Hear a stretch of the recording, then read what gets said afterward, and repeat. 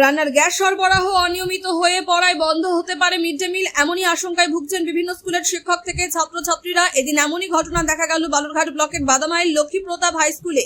যদিও mid day meal সচল রাখতে প্রধান শিক্ষক সংশ্লিষ্ট বিভিন্ন মহলে কথা বলে আপ্রাণ চেষ্টা করছেন গ্যাসের সরবরাহ পেতে, নচেত রান্না খাবারের বদলে ছাত্রছাত্রীদের খেতে হবে ড্রাই ফ্রুট।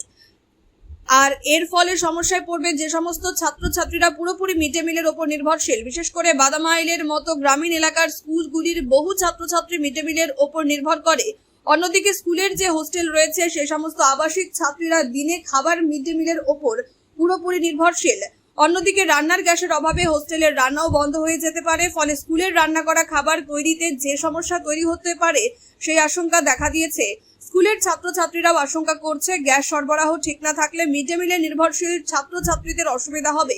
পাশাপাশি হোস্টেলের ছাত্ররা বেশি সমস্যায় পড়বে। যদিও প্রধান শিক্ষক জানান গ্যাস সরবরাহ ঠিক রাখার প্রচেষ্টা করা হচ্ছে, তবে গ্যাসের অভাব দেখা দিলে ছাত্রছাত্রীদের মিড ডে মিলে ড্রাই ফুড দেওয়া হবে।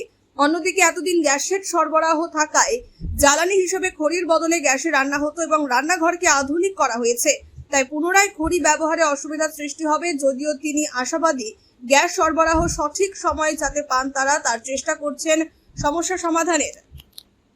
মিড ডে মিল বন্ধ হওয়ার জন্য কি সমস্যা হচ্ছে?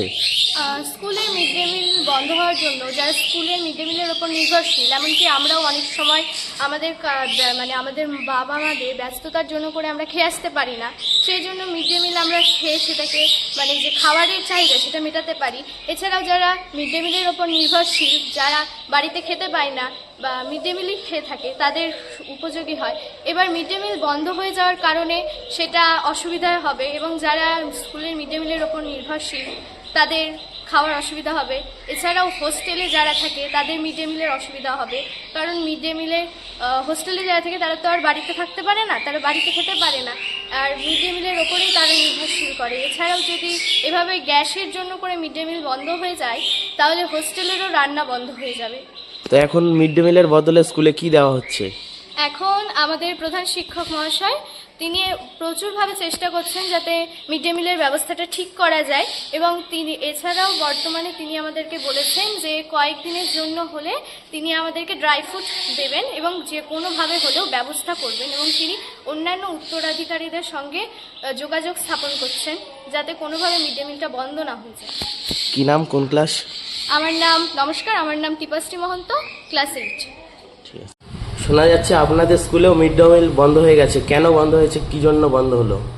আমাদের বন্ধ হয়ে গেছে বলাটা ঠিক হবে না, আমাদের গতকাল পর্যন্ত আমরা মিড ডে মিল রান্না করা খাবার দিতে পেরেছি। আজকেও আমাদের গ্যাস ঢোকার কথা, যদি গ্যাস ঢোকে তাহলে আমরা আজকেও রান্না করে খাবার দিতে পারবো, কিন্তু যদি গ্যাস না ঢোকে তাহলে আজকের দিন আমাদেরকে অন্য কোনো ব্যবস্থা, বিকল্প অর্থাৎ ড্রাই ফ্রুট টাইপের কিছু একটা ব্যবস্থা করতে হবে। কারণ আর যদি এই পরিস্থিতি চলতে থাকে তাহলে আমাদেরকে এখন খড়ি জোগাড় করে খড়ির উনুন বানিয়ে আমাদেরকে এটা করতে হবে, কারণ আমাদের দীর্ঘদিন ধরে খড়ি দিয়ে রান্না হয় না এবং খড়ির উনুনটাও খুব খারাপ অবস্থা ছিল, সেগুলোকে আমরা ভেঙে টেঙে দিয়ে সমস্তটাই গ্যাসের ব্যবস্থা করা হয়েছে এবং আমাদের বিদ্যালয়ে যথেষ্ট আধুনিক কিচেন।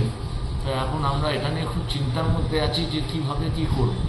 আর যেহেতু আমাদের স্কুলের সাথে আমাদের একটা হস্টেলও আছে এবং হস্টেলের জন্য যেহেতু সেখানে প্রায় আমাদের 60টা মতো বাচ্চা আছে এবং তারা সবাই শিডিউল ট্রাইব সম্প্রদায়ের, তো সেখানে আমরা আজকেই খড়ি দিয়ে রান্নার জন্য উনুন টুনুন বানানোর কাজ শুরু করে দিয়েছি।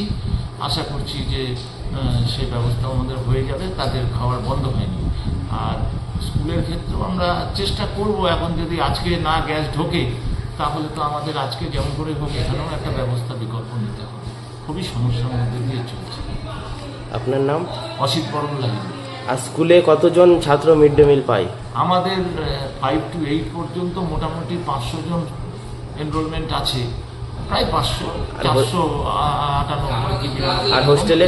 আর হোস্টেলে আমাদের 55 জনের স্টুডেন্ট স্ট্রেংথ, কিন্তু আমাদের 60 জন মতো বাচ্চা থাকে, কারণ হচ্ছে অনেকেই থাকে 8 অবধি হোস্টেল, তো এবার অনেকে 9-10-এ যাদের দূরে বাড়ি তারা অনেকেই তখন আর ফিরে যেতে পারে না, তাদেরকে রাখতে হয়। প্রায় 60 জন মতো আমাদের হোস্টেলে আছে।